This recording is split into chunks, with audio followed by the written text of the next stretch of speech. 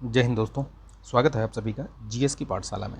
दोस्तों, UP PCS का जो प्री है वो 14 मई को होगा, ये कंफर्म है। आप लोग बिना किसी कन्फ्यूज़न के अपनी तैयारी को धार देते रहिए, एकदम लगे रहिए, ठीक है। बिल्कुल भी समय को ज़ाया मत कीजिए। उसी परिप्रेक्ष्य में ये मैं वीडियो बना रहा हूँ, ठीक है। ये आपको इंडियन ज्योग्राफी से रिलेटेड ये दूसरा वीडियो है, ठीक है। इसका एक पार्ट पहले भी मैं दे चुका हूँ, नहीं देखा है तो देख लीजिए। बहुत महत्वपूर्ण प्रश्न करवाए हैं मैंने, ठीक है। इस वीडियो को लाइक कीजिएगा, शेयर कीजिए, चैनल पर नए हैं तो सब्सक्राइब भी कर लीजिए, ठीक है। इसमें ऐसे ऐसे प्रश्न हैं जो आपको मतलब झांकर प्रश्न कहे जाते हैं, यानी कि काफ़ी टेढ़े मेढ़े प्रश्न हैं, और आप इनको अगर कर ले जाते हैं, इनको देख लेंगे तो निश्चित तौर पे आपको बहुत फ़ायदा मिलेगा, ठीक है। तो इसको लाइक कीजिएगा, शेयर कीजिएगा। चलिए, ठीक है, शुरू करते हैं वीडियो को। इसका पहला वाला पार्ट ज़रूर देख लीजिएगा, ठीक है। जो पहला पार्ट है उसको देख लीजिएगा, मैं दे दूंगा, उसकी लिंक दे दूंगा, ठीक है। इसकी पूरी प्लेलिस्ट बनी हुई है। देखिए, अपने जो चैनल है, ठीक है, चैनल पे बहुत सारी प्लेलिस्ट बनी हुई हैं, तो उनमें से 2-3 ऐसी हैं जिनको आप अगर देख लेंगे तो ये जो लास्ट टाइम वाला आपका टाइम है ना, रिवीजन वाला, वो बहुत सही तरीके से हो जाएगा। एक तो ताबड़तोड़ वाली है, ठीक है, वो ताबड़तोड़ जो प्लेलिस्ट है, ताबड़तोड़ रिवीजन, ठीक है, उसको ज़रूर देखिए। और दूसरा एक मैंने यूपी पीएससी आरओ ये करवाया था, ठीक है, उसमें करीब 40 वीडियो हैं, उसको 1.5 की स्पीड से देख डालिए। बहुत महत्वपूर्ण प्रश्न करवाए हैं, उसमें करंट अफेयर्स भी है, ठीक है, उसको देख डालिए। जीएस का बूस्टर है, उसी में आपका इन्वायरमेंट एंड इकोलॉजी से संबंधित मैंने प्रश्न करवाए हैं, पूरी सीरीज़ है, उसमें 13-14 वीडियो हैं, ठीक है। कहीं से भी आपका आएगा ही नहीं बाहर उससे, ठीक है। पॉलिटी का मैंने करवाया हुआ है पूरा, देखिए। तो ये सब पूरी प्लेलिस्ट बनी हुई हैं, आप जाइए चैनल पर विजिट कीजिए और आप देखिए। लास्ट टाइम में यही सब रिवीजन करना होता है, एक्स्ट्रा कुछ नहीं पढ़ना है आपको, ठीक है। चलिए शुरू करते हैं विदाउट एनी डिले। देखिए, पहला प्रश्न पूछ रहा है इसमें कि निम्नलिखित में से कौन सा भारत में बोली जाने वाली भाषाओं का प्रमुख परिवार नहीं है। देखिए, भारत में ये भारोपी सबसे ज़्यादा बोली जाती है, ठीक है, द्रविड़ भी बोली जाती है, और ये चीनी तिब्बती भी बोली जाती है। अल्ताई नहीं बोली जाती है, ठीक है। लगभग जो 4 प्रमुख जो भाषा वो हैं आपके परिवार, वो यही हैं, ठीक है। एक भारोपी हो गया, ये द्रविड़ हो गया, चीनी तिब्बती हो गया, और आपका एक ऑस्ट्रो एशियाटिक भी है, वो भी बोला जाता है, ठीक है, वो भी बोली जाती है। तो याद रखिएगा ये, इसमें से कौन सी है जो ये नहीं बोली जाती, अल्ताई, ठीक है। मैं कुछ अगर प्रश्न पूछता हूँ तो आप उसको कमेंट में जवाब देने की कोशिश किया करिए। उससे क्या होगा कि आपका जो है नॉलेज और भी उसमें मतलब बढ़ेगा, ठीक है। तो इसको आप जवाब दिया करिए, और जो सभी प्रश्नों के जवाब देगा उसको मैं पिंड कमेंट कर दूंगा, ठीक है। भारत के निम्नलिखित में से कौन सा भूकंपीय क्षेत्र 5 में आता है। तो देखिए, भारत में आपको पता है कि, नहीं पता तो मैं बता रहा हूँ आपको, कि आपका 4 भूकंपीय जोन है, ठीक है। शुरुआत कहाँ से होती है, 2 से होती है, ठीक है, जोन 2 से। तो 2, 3, 4, 5 अलग अलग क्षेत्रों में अलग अलग जो उनकी सुभेद्यता है उसके हिसाब से उनको रखा गया है, यानी कि कहाँ पे ज़्यादा आता है, कहाँ पे कम आता है, इस तरीके से। तो जो जोन 5 होता है ना, जोन 5 जो है वो सबसे संवेदनशील है, ठीक है, वो सबसे संवेदनशील है। और उसमें ये प्रमुख क्षेत्र आते हैं, जैसे ये जम्मू कश्मीर वाला हो गया, पंजाब हो गया, उत्तर पूर्वी जितना भी है, ये नॉर्थ ईस्ट का, ठीक है, रण, ये कच्छ का रण, ये सब क्या है, ये सारे ही आपके ये जोन 5 में आते हैं, ठीक है। और ये सबसे हाईएस्ट डिग्री वाला जोन है, जोन 5 से। और इसमें मेंस में प्रश्न आया था 2022 में, ये प्रश्न आया था ये, कि भारत में प्रमुख जो भूकंपीय जोन है उस पर चर्चा कीजिए, ऐसे करके एक प्रश्न आया था, ठीक है। तो इस तरीके से आपको प्रश्नों को देखना पड़ेगा, समझना पड़ेगा, ठीक है, प्री और मेंस दोनों तरीके से, ठीक। देखिए, इसमें एक चीज़ और बताना चाहूँगा मैं आपको, कि इसमें 20-25 प्रश्न ही हैं, ठीक है, लेकिन जो मैं आपको व्याख्या करूँगा उससे आपके 40 से 45 प्रश्न आपके सही होंगे, ये मैं दावे के साथ कह सकता हूँ। यानी कि बहुत सारे फैक्ट्स मैं बताऊँगा, अगर आपको पता है तो बहुत अच्छी बात है, नहीं पता तो उसको लिख लीजिए और उसको रिवाइज़ करते रहिए, ठीक। चलिए, देखिए, वास्को डी गामा भारत में कब आया था। तो इसमें आप देखिए, कब नहीं पूछा है, किस तट पर आया था। तो नॉर्मली तो सबको पता है कि केरल में उधर आया था, ठीक है, 1498 में आया था, पुर्तगाली था ये, ठीक है। लेकिन किस बीच पे आया था, तो ये कप्पड़ बीच है, याद रखिएगा, ठीक, ये बहुत ध्यान रखिएगा। अच्छा, आप कमेंट कीजिएगा, एक प्रश्न पूछता हूँ मैं आपको, 1498 में तो पहली बार आया था ये, ठीक है, लेकिन दूसरी बार ये इसने कब की थी भारत की यात्रा, कमेंट करिएगा आप, ठीक है। बहुत महत्वपूर्ण प्रश्न है, हो सकता है पूछ लिया जाए। तो ये कप्पड़ बीच याद रखिएगा, और आपको याद होगा कि वो माजिद करके जो नाविक था उसकी सहायता से ये आया था, तो ये भी याद रखिएगा, ठीक, ध्यान रखिएगा इसको। चलिए, निम्नलिखित में से कौन सी ब्रह्मपुत्र नदी की सबसे दाहिने किनारे की सहायक नदी है? इस तरीके से प्रश्न बहुत पूछे जाते हैं और इसमें दिमाग जो है एकदम झन्ना जाता है प्रश्न देख के। हैं तो ये सभी ही उसकी, ठीक है, ब्रह्मपुत्र की सहायक नदियाँ, लेकिन पूछ रहा है कि एक्सट्रीम जो राइट है, एक्सट्रीम राइट, ठीक है, वो पूछ रहा है, तो ये तीस्ता है, इसके बाद इधर से कोई नहीं है, मतलब ये सबसे राइट में यही है, ठीक है। जैसे नदी जब चलती है ना, जब मान लो ये ऐसे नदी, ऐसे कोई भी नदी मान लो ये ऐसे चल रही है, मान लो ये गंगा नदी है, ठीक है, तो इसका लेफ़्ट राइट क्या है? इसका लेफ़्ट राइट ये होता है, यानी कि जैसे आप यहाँ खड़े हो जाओ, ठीक है, तो आपका जो लेफ़्ट है या आपका जो राइट है वैसे ही नदी का भी ऐसे ऐसे चलता रहेगा, ठीक, तो वो याद रखिएगा। यानी कि नदी ऐसे बह रही है, तो आप अगर ऐसे बह रही है तो आप ऐसे खड़े हो जाओगे तो यहाँ ये इसका लेफ़्ट हो गया, ये इसका राइट हो गया, ठीक है, इसी तरीके से याद रखिएगा। तो ब्रह्मपुत्र देखिए आप ऐसे ऐसे आती है ना, ऐसे ऐसे ऐसे करके आती है, याद होगा आपको अगर आप थोड़ा मैपिंग ध्यान दीजिए, ठीक है। तो ये ऐसे आएगी उधर से, तिब्बत से होते हुए अरुणाचल से एंट्री करती है जब, तो यहाँ पे वही पूछ रहा है कि एक्सट्रीम राइट, यानी कि इधर इसका लेफ़्ट हो गया और इधर इसका राइट हो गया, तो एक्सट्रीम राइट में कौन सी? तो तीस्ता नदी है, ठीक। तीस्ता नदी ये भारत और बांग्लादेश के बीच इसमें कुछ जल विवाद भी चलता रहता है, ठीक है, बेसिकली वेस्ट बंगाल में ये है ना, तो इस चक्कर में कुछ न कुछ चलता रहता है इस पर, ठीक, याद रखिएगा। भारत में कितने जैव प्रमुख भौगोलिक क्षेत्र हैं? तो देखिए 9 है वैसे तो, लेकिन कहीं कहीं आपको 10 भी मिलेगा, ठीक है, तो आप इस चीज़ को याद रखिएगा, 10 भी मिलता है। तो कई कई जगहों पे आप किसी किसी पुस्तक में ट्रांस हिमालय, मतलब हिमालय को 2 उसमें बांट देते हैं, ट्रांस हिमालय कर दिया और हिमालय कर दिया, ठीक है, तो ये हिमालय को अगर एक ही मान लिया जाए तब ये 9 होगा, अदरवाइज़ 10 हो जाएगा, ठीक, याद रखिएगा। परमाणु स्टेशनों और उससे संबंधित राज्यों में निम्नलिखित में से कौन सा सही मिलान नहीं है? इस तरीके से बहुत प्रश्न पूछता है। तो देखिए तारापुर आपको पता है महाराष्ट्र में है, नरोरा आपका यूपी में है, ठीक, कुड़ाकुलम आपका ये केरला में नहीं है, ये कहाँ पड़ता है? तमिलनाडु में, याद रखिएगा, TN तमिलनाडु, ठीक। और ये आपका जो काकरापारा है ये कहाँ है? ये आपका असम में नहीं है, ये काकरापारा आपका गुजरात में पड़ता है, ठीक है। एक आपका रावत भाटा है, रावत भाटा कहाँ है? तो रावत भाटा आपका ये राजस्थान में है, ठीक, राजस्थान में, ये भी याद रखिएगा। इसमें कूट 1 और 2 ही सही है, ठीक है, पहला और दूसरा सही है, तो इस तरीके से इनको याद रखिएगा आप, पहला और दूसरा। चलिए नेक्स्ट देखते हैं प्रश्न को। बांग्लादेश में गंगा नदी की मुख्य शाखा को किस नाम से जाना जाता है?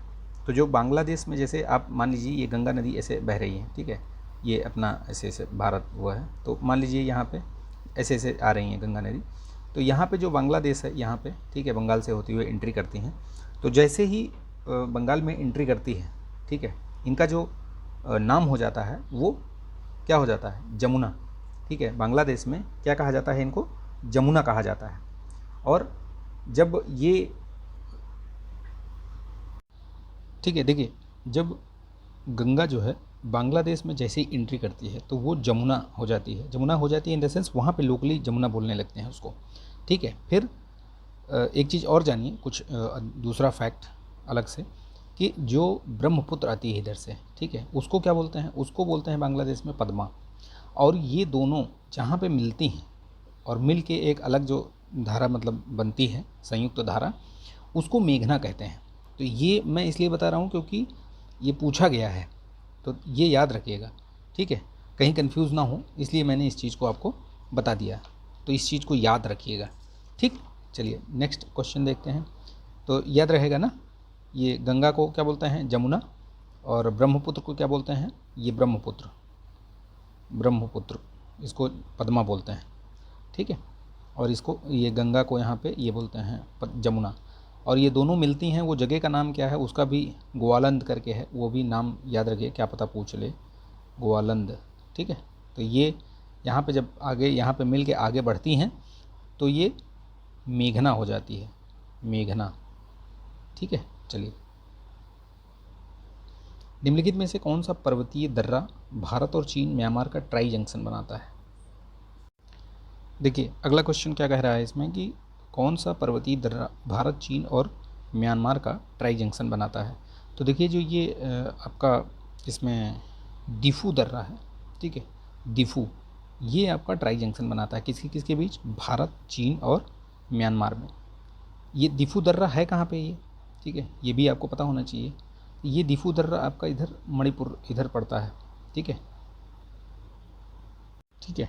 ये आपका दिफू दर्रा अरुणाचल में पड़ता है, ठीक है, अरुणाचल में दिफू, ये याद रखिएगा। दिफू दर्रा आपका ये इंडिया, चाइना और म्यांमार का ट्राई जंक्शन है, ठीक, तो याद रखिएगा, ये महत्वपूर्ण है। और भी देख लीजिए, जैसे इसमें कौन से नाथुला और ये जेलेपला, ये दोनों आपके कहाँ पड़ते हैं, सिक्किम में। प्लेसेस बहुत पूछता है, ठीक है, मैपिंग से बहुत आता है। इसका PDF आपको मिल जाएगा, टेलीग्राम चैनल ज्वाइन कर लीजिएगा, वहाँ से ले लीजिएगा आप, ठीक है। ये बॉमडिला भी आपका अरुणाचल में ही है, ये अरुणाचल प्रदेश में ही है। और ये क्या है, ये अरुणाचल प्रदेश को मतलब भारत को ल्हासा से जोड़ता है, ल्हासा तिब्बत, ठीक। तो ये याद रखिएगा, कौन कहाँ से किसको जोड़ता है ये भी ध्यान में रखिए, कई पता पूछ ले तो चीज़ों को पढ़ लीजिएगा। मैंने ताबड़तोड़ सीरीज़ में बहुत सारा ये सब सारी चीज़ें करवा रखी हैं, आप उसको देख लीजिए। उसमें बहुत ज़्यादा वीडियोज़ नहीं हैं, मुझे लग रहा है कि 30 से 32 वीडियो ही हैं, और जितने हैं वो बहुत ही सॉलिड हैं, एकदम टू द पॉइंट मैंने उसमें बताया, सारी चीज़ें डिस्कस की हुई हैं, ठीक। चलिए नेक्स्ट क्वेश्चन देखते हैं इसमें।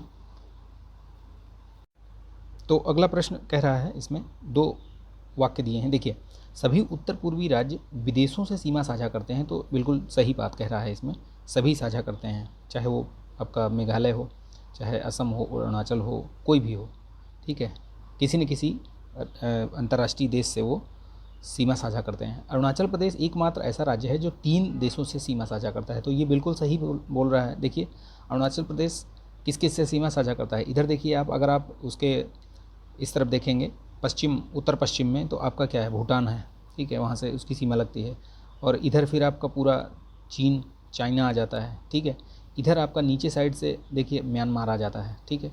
तो ये याद रखिए, वो जो 7 सिस्टर्स हैं ना नॉर्थ ईस्ट के जो 7 सिस्टर्स, नॉर्थ ईस्ट के 7 सिस्टर पे मैंने पूरा वीडियो बना रखा है, आप देख लीजिए। ताबड़तोड़ सीरीज़ में मैं इसीलिए तो बोल रहा हूँ, उसको आप देख लीजिए एक बार बस, उसमें सब कुछ कवर किया हुआ है, कौन किससे सीमा साझा करता है, कौन नहीं करता है, वो सब बता रखा है उसमें, ठीक। तो ये दोनों कथन सही हैं, याद रखिएगा। चलिए नेक्स्ट क्वेश्चन देखते हैं। डेल्टा मैदान की अपलैंड यानी ऊंची और दलदली भूमि को निम्नलिखित में से किस जोड़ी के नाम से जाना जाता है। तो देखिए, जो ये डेल्टाई मैदान है, इसको बोलते क्या हैं, ये बेसिकली ये क्या है, ये जो आपके नदियों के द्वारा, यानी कि जो गंगा और ये यमुना का दोआब क्षेत्र कहलाता है, वो क्या है, वो दोआब क्षेत्र ही तो है। तो यानी कि वो मतलब खादर जिसको भूमि कहते हैं ना, खादर क्या होती हैं, खादर भी ये मृदा का एक प्रकार टाइप का है, यानी कि जो पुरानी मृदा हो जाती है, ठीक है, जो जलोढ़ मिट्टी होती है, जलोढ़ मृदा, उसी का ये एक प्रकार है एक तरीके से, ठीक है। खादर, बांगर, है ना, ये बोलते हैं इस तरीके से। तो इसका एक वो है ट्रिक है, एक क्या ट्रिक है, पहले बात तो ये देख लीजिए कि ये जब जो ऊंची भूमि है उसको चर बोलते हैं, और ये जो दलदली भूमि है उसको बिल बोलते हैं। तो ये याद रखिएगा, ठीक है। और ये जैसे डेल्टाई वाला जो बताया जा रहा है, ये तो इसकी एक ट्रिक याद रखिए, BT बॉन्क, BONK, यानी क्या है, BT, ये सबसे पहले जब हिमालयी आप ऐसे देखेंगे, हिमालय के उसमें अगर आप आएंगे नीचे, तो सबसे पहले आपको भाभर मिलेगा, ठीक है, भाभर के बाद तराई आएगा, ठीक, ये याद रखिए क्रम, ठीक है। हिमालय से जब नीचे आप दक्षिण की तरफ मतलब आएंगे, इधर नीचे मान लो ये हिमालय श्रेणी ख़त्म हो रही है, उसके नीचे आएंगे तो आपको सबसे पहले भाभर मिलेगा, फिर तराई मिलेगी, ठीक। इसीलिए मैंने लिखा है BT बॉन्क। और ये बॉन्क क्या है, बांगर, ठीक है। बांगर क्या होता है, बांगर ये ओल्ड जो जलोढ़ मृदा होती है उसी को कहते हैं, आपका एलुवियल सॉइल बोलते हैं ना इंग्लिश में। तो ये जो ओल्ड एलुवियल सॉइल है उसी को बांगर बोलते हैं, तो याद रखिएगा। इसीलिए BO लिखा है, यानी कि बांगर ओल्ड। और ये N क्या है, न्यू खद्दर, यानी कि N खद्दर, यानी खादर जो है, जो नई जलोढ़ मृदा होती है उसको खादर बोलते हैं। तो ये याद रखिएगा, ये बहुत सॉलिड ट्रिक है, याद रखिएगा, ठीक है। BT बॉन्क, तो ये इस तरीके से भी पूछता है कि क्या आता है पहले, भाभर आता है कि तराई आता है। तो पहले भाभर आता है, फिर तराई आता है। और इसमें जलोढ़ मृदा में बांगर पुरानी होती है, ओल्ड होती है, और नई खद्दर यानी खादर जो है वो नया होता है, जो नई मिट्टियाँ लेकर आई जाती हैं ये नदियों के द्वारा, उसको बोलते हैं, ठीक। तो इसीलिए मैंने बोला था कि ये बहुत अच्छे तरीके से मैं इसको समझाता हूँ आपको। इसमें आपके प्रश्न भले कम हों, लेकिन जो व्याख्या करता हूँ उसी से आपके 15-20 प्रश्न निकल आते हैं। राजस्थान के वे ज़िले कौन से हैं जो अंतर्राष्ट्रीय सीमा पर अवस्थित हैं। तो अंतर्राष्ट्रीय सीमा देखिए उसकी सिर्फ पाकिस्तान से ही लगती है, ठीक। तो उधर वो पाकिस्तान ही है। आप उसमें देखिए तो सिर्फ ये गंगानगर, बीकानेर, जैसलमेर और ये बाड़मेर, ये सारे जो ज़िले हैं ये आपके पाकिस्तान से सीमा साझा करते हैं। तो इनको मतलब नाम याद रखिएगा इनका, ठीक है। देखिए झील, कौन कौन सी झीलें हैं जो, अच्छा इसमें पूछ रहा है कि कौन सी झील बिहार में है। तो देखिए इसमें ऐसे अंदाज़ा लगाइए आप, सांभर झील आपको पता है कि राजस्थान में है ये, ठीक, खारे पानी की है सबसे, मतलब ये यहाँ पे अंतःस्थली एक तरीके से है ना। सुखना झील आपको पता है चंडीगढ़ में पड़ती है, ये चंडीगढ़ में है, ठीक, सुखना झील। कांकरिया लेक ये अहमदाबाद में है, गुजरात में है, याद रखिएगा, ठीक है। कांकरिया लेक याद रखिएगा, ठीक। ये सिर्फ बचती है अनुपम लेक, यही है जो आपकी बिहार में पड़ती है। तो इस तरीके से याद रखिएगा। आप एक प्रश्न का जवाब दीजिए, करेला झील, करेला झील कहाँ पाई जाती है, कहाँ है, ठीक है, कमेंट कीजिएगा आप।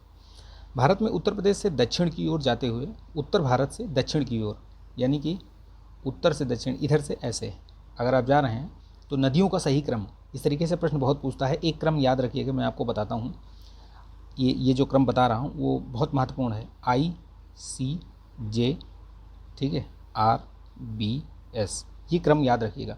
अगर ये क्रम याद रखेंगे तो आपको इन नदियों का जो उत्तर से दक्षिण या दक्षिण से उत्तर वाला क्रम है वो आप कभी नहीं भूलेंगे। ICJ RBS, यानी कि ये सबसे ऊपर इंडस, सिंधु नदी हो गई, चेनाब हो गई, झेलम हो गई, ये रावी, ये आपका ब्यास, और ये सतलज, यानी सबसे नीचे सतलज आती है आपकी। अगर आप ये अंदाज़ा लगाएं कि सबसे नीचे अगर सतलज है तो यही दो मतलब ऑप्शन आ रहे हैं, ये तीसरा भी है, ठीक है।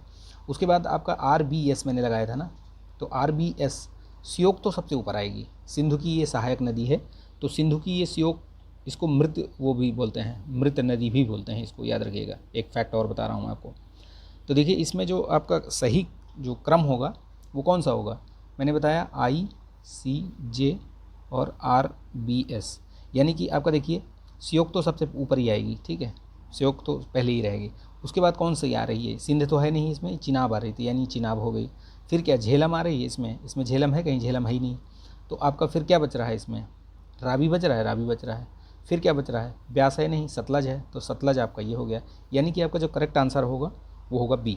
ये जो क्रम है वो याद रखिएगा, ये क्रम याद रखेंगे तो आपको कभी भी गलत नहीं करेंगे। ICJ RBS, ठीक है, ICJ है ना, ये इंटरनेशनल क्रिमिनल जस्टिस, जो भी आप जैसे भी याद करना चाहें इस चीज़ को याद कर लीजिए, ठीक है। इसी तरीके से जो आपके उधर हिमालय में, एकदम उत्तरी हिमालय या ट्रांस हिमालय कह सकते हैं, उसमें जो पहाड़ियों का क्रम है वो भी है इसी तरीके से, ठीक है। उसका भी मैंने ट्रिक बता रखी है, वो देखेंगे आप, उसमें सब मैंने डिस्कस कर रखा है, ताबड़तोड़ वाले में देख लीजिएगा, बहुत महत्वपूर्ण सीरीज़ है वो, ठीक है।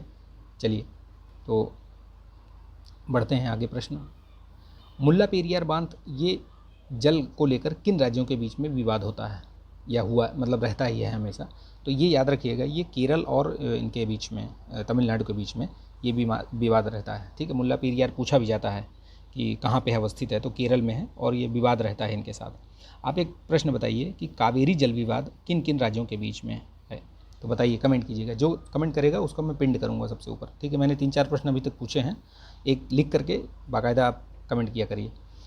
बेतवा नदी उत्तर प्रदेश के किस राज्य जिले में यमुना से मिलती है, तो ये बहुत महत्वपूर्ण है।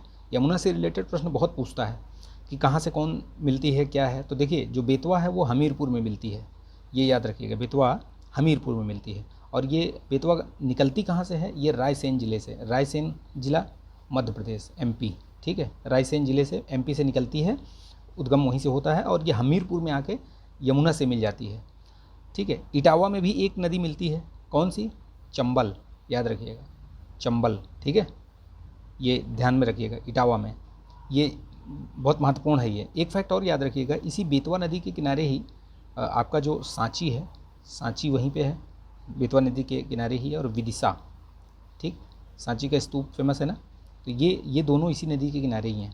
तो ये भी महत्वपूर्ण चीज़ है, फैक्ट है जी, याद रखिएगा इस चीज़ को, क्या पता पूछ ही ले, ठीक है। तो ये ध्यान में रखिएगा, ठीक। और एक चीज़ याद रखिएगा, जमुना से, मैं ये एडिशनल फैक्ट बता रहा हूँ, यमुना से, जमुना नहीं, यमुना, ठीक है, यमुना से कुछ इसकी जो सहायक नदियाँ हैं, ठीक है, जो सहायक नदियाँ हैं दाहिनी तरफ से मिलती हैं। तो ये दाहिनी तरफ से जो मिलती हैं, तो ये कौन कौन सा उनका क्रम पूछता है, तो ये क्रम इनका याद रखना, CSBK क्रम याद रखिएगा, ये प्रश्न पूछा गया है पहले भी, मुझे लग रहा है 2018 या 19 में ये प्रश्न आया है, और उसके पहले भी आया है। तो ये बहुत महत्वपूर्ण है, ये बार बार ये प्रश्न पूछे ही जाते हैं। तो देखिए CSBK याद रखेंगे। मान लीजिए ये यमुना जा रही है ऐसे, तो सबसे पहले चंबल आता है, ठीक है, चंबल मिलती है इटावा में, ठीक है। फिर उसके बाद ये आपके सिंध आती है, सिंध के बाद बेतवा हमीरपुर में, फिर ये केन। तो इनका क्रम याद रखिएगा, और ये कहाँ कहाँ मिलती हैं वो भी याद रखिएगा, ठीक है, बहुत महत्वपूर्ण है ये, ठीक है। तो ये क्रम याद रखिएगा। जैसे ये मैंने बता दिया आपको, चंबल तो इटावा में, ये आपका सिंध याद रखना, ये या शायद औरैया के आसपास या जालौन, वहीं कहीं मिलती है ये सिंध, देख लीजिएगा एक बार, औरैया और जालौन, ठीक है।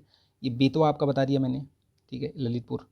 ये आपका ये केन, केन भी याद रखिएगा, ये बांदा जो है, बांदा में मिलती है, ठीक। तो ये इनका क्रम याद रखिएगा CSBK।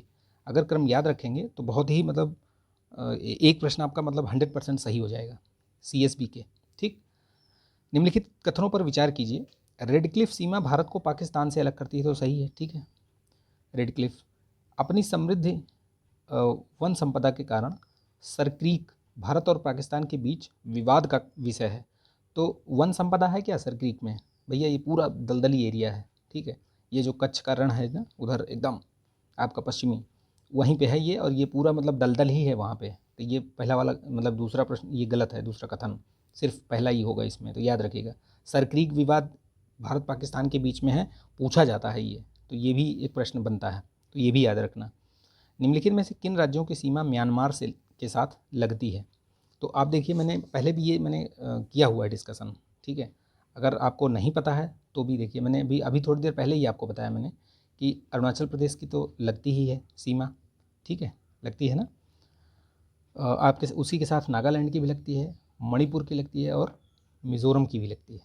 तो ये आपका जो क्रम है ये इनकी सबकी लगती है। देखिए जैसे आप असम की तो लगती नहीं है, आप इधर जाइए तो इसमें त्रिपुरा 3 तरफ से घिरा हुआ है बांग्लादेश से, तो इसकी नहीं लगती है, ठीक है। अच्छा, ये त्रिपुरा जो 3 तरफ से बांग्लादेश से घिरा हुआ है, तो इसकी जो बॉर्डर लाइन है उसको क्या बोलते हैं? ये जीरो लाइन बॉर्डर, याद रखिएगा, क्या बोलते हैं? जीरो लाइन बॉर्डर, ठीक, याद रखिएगा, कई बार मतलब पूछ लेता है, तो ये भी ध्यान में रखिएगा। तो ये वाला करेक्ट आंसर है। ये म्यांमार से कौन कौन से? अरुणाचल प्रदेश, नागालैंड, मणिपुर और ये मिजोरम। लाइक कर देना यार, लाइक शेयर ज़रूर कर दीजिए इसको, और चैनल पर नए हैं तो सब्सक्राइब भी कर लीजिए। अगर आप लाइक शेयर सब्सक्राइब करेंगे, अच्छा रिस्पॉन्स आएगा, तो इसका एक और वीडियो लेकर आऊँगा मैं, बहुत शानदार शानदार प्रश्न, ठीक, और उसके साथ व्याख्या। देखिए इसमें पूछा गया है, ये जो वैली या ये सब बनी हुई हैं आकृतियाँ, भू आकृतियाँ, इन किस वजह से बनी हुई हैं उनको मैच करना है आपको। तो देखिए जैसे रिफ्ट वैली होती है, तो वो क्या है, वो भू संचलन की वजह से बनती है। अगर जो प्लेटें हैं, ठीक है, प्लेटें हैं, तो उन प्लेटों में अगर कुछ अप डाउन होता है तो रिफ्ट वैली बन जाती है, यानी एक प्लेट उठ गई, एक प्लेट नीचे बैठ गई, तो ये बीच में रिफ्ट वैली बन जाती है, ठीक है। ये बहुत ध्यान में रखिएगा, ठीक है। ये सर्क झीलें जो बनती हैं वो हिमाच्छादन से बनती हैं, ठीक। कास्ट वाली ये आपका अपर्दन से निर्मित कास्ट, ठीक है। कास्ट ये जितनी भी आकृतियाँ बनती हैं वो सब पानी और इससे बनती हैं, मतलब पानी के उससे बनती हैं और अपर्दन से निर्मित होती हैं, ठीक है। और बैरियर झील आपका ये भूस्खलन से, तो ये महत्वपूर्ण है, ध्यान में रखिएगा। इसका जो करेक्ट आंसर होगा वो होगा आपका ए। तो इस तरीके से मैंने लगभग 20 से 25 प्रश्न इसमें आपके करवा दिए, लेकिन उसके अलावा भी व्याख्या के साथ मैंने लगभग 15 से 20 प्रश्न तो करवा ही दिए, मतलब आपके इतने सारे फैक्ट मैंने बता दिए कि आपको याद रहेगा ये चीज़, ठीक है। अगर आप कमेंट करेंगे, बताएंगे, तो एक करंट अफेयर्स के जो महत्वपूर्ण प्रश्न प्लस जो बजट के प्रश्न हैं वो करूँगा मैं, अगर आप कमेंट करेंगे तो, नहीं तो फिर देखेंगे, ठीक है। चलिए, तैयारी करते रहिए, पढ़ते रहिए एकदम। 14 मई को ही एग्ज़ाम होगा, ठीक है, इसमें कोई डाउट मत रखिएगा, आप पढ़ते रहिए। जय हिंद।